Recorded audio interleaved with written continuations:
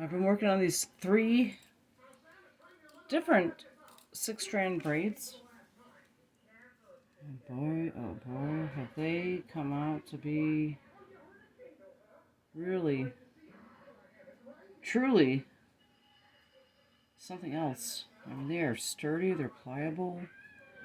My God, look at this patina, this patterning. Oh my God, I'm just blown away. I've actually been working with sealing the ends off. This one has a cuff.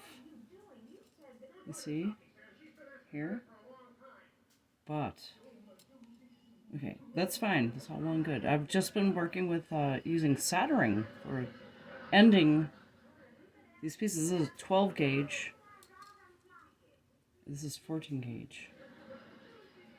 So when it gets to, so I can cuff a 12 or 14.